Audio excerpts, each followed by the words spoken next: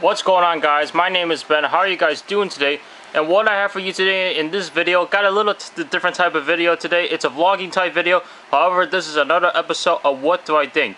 And for this video, I'm going to be talking about my thoughts about Apple's WWDC event that just occurred on June 11th. So let's start off with the first major thing that they announced, which was the new Macs. So the new MacBook Airs did get new specs, which is great.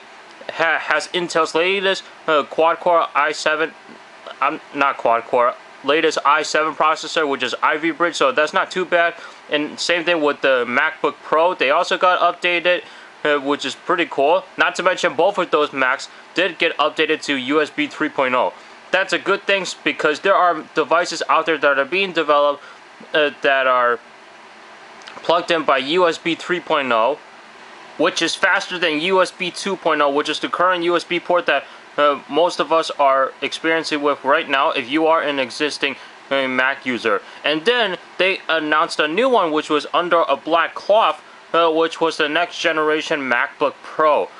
This thing does look pretty slick. It is pretty thin, thinner than the current generation MacBook Pro, which is actually 25% thinner because it is 0.71 inches thick. Not to mention, they added another Thunderbolt port, so any devices that supports Thunderbolt will be able to support up to 2 devices for Thunderbolt, so you can plug them both in simultaneously. Not to mention, they have a HDMI port, so that way you can plug it up to your HD TV. This MacBook Pro is pretty cool, especially with the new Retina display. The display does look pretty cool, and it's actually better than the previous generation MacBook Pro because the resolution did get bumped up a little bit, as well as the PPI. Now, the one thing that I don't like about the next generation MacBook Pro is the fact that they eliminated the optical drive. Now, you guys are probably going crazy. Ben, it still uses CDs. Well, no duh, we're not into the digital market yet. I mean, the reason why Apple did this is to make it be like the MacBook Air, where they're trying to get everyone into the digital market. And which is why the MacBook Air, they decided to discontinue the optical drive when the MacBook Air was first developed. Now, this could be a useful thing for some people because some people out there don't even use a CD. And then when they're traveling, they don't want to carry too much weight, so that's why they have the MacBook Air. Now they can do the same thing with the next generation MacBook Pro because of its thinner, new design, and the fact that the optical drive is eliminated, so that way there's not much weight being carried when you're traveling. Now for me, I still use a CD. When I need to install software or anything, sometimes I'll buy software and I have to install it, and especially when I'm using a Mac, I want to install Windows on it, and Windows, you need a disk.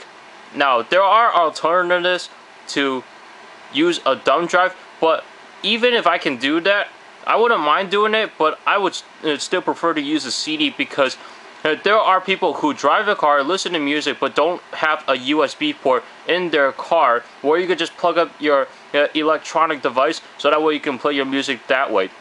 Some people actually have to rip the CD in order to play it in their car so they can listen to their favorite tunes. It doesn't matter if they have an iPhone, if they have an iPod Touch, if they have an Android device, they're not going to be able to connect those via USB if they don't have a USB port in the car. So me personally, I think Apple is trying to get people into the digital market early, but at the same time, we will be going digital soon. I'm hoping that we never go to digital. Yeah, that's right, I said it. So in my opinion, I do like the next generation MacBook Pro. However, if I were to get a Mac right now, if I was switching from a PC, I would have to get the last generation MacBook Pro. And here's why, because this is my opinion.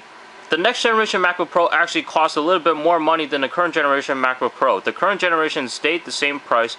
It also got updated to USB 3.0. And the only reason why, just from seeing the features that were announced for the next generation MacBook Pro, and I believe the biggest one had to be the new Retina display. This is my opinion, which is probably why the thing costs a lot more than the current generation MacBook Pro. But here's the thing with me. if a computer costs more, I get that. But the fact that I'm short something that I need, there's no reason why it should be priced a lot more than the current generation that has what I need, but just lower specs. So me personally, I probably go over lower spec MacBook Pro just so I can have the optical drive. And so will I ever get this new MacBook Pro if I were to switch to a Mac? The answer has to be no. I'm sorry to say that, but you know what? No optical drive? I can't use a CD?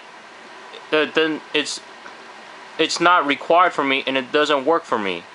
The next thing Apple announced was Mountain Lion, which is the next update to the macOS 10 operating system, which seemed pretty cool. They did integrate some features on iOS, such as the notification center, the messages app, so that way you can actually communicate by text messaging people who are an iMessage user. So I actually did a video on OS 10 Mountain Lion on all the features that were coming to it. So I'll put a link in the description below, or I'll just have an annotation pop up right now, so that way you can view that video first, and then you can view the rest of this video.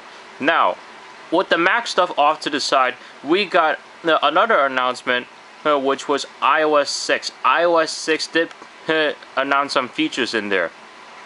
So some of the features in there, it was like Passbook, guided access, more iCloud support, dictation being added to the Mac. Oh, that was back to the Mac side. I'm sorry about that. Siri to the new iPad, etc. Me personally, iOS 6, it is a good update. They did add some new features in there, but it seemed like they didn't put any customization in there, which is pretty much what everyone was expecting for the 6.0 software update. Because iOS 5, all you got was a notification center, and other features that I can't remember. But the one feature that excites me the most in iOS 6 is the Do Not Disturb feature. Do Not Disturb is basically where it's a switch that you switch it on, so that way your notifications will not interrupt you. And that is a positive sign for me, because my iPhone 3G, I'm on the 4.2.1 update because I can't update any further than that. However, iOS 5, you still get those notifications, but in a different way.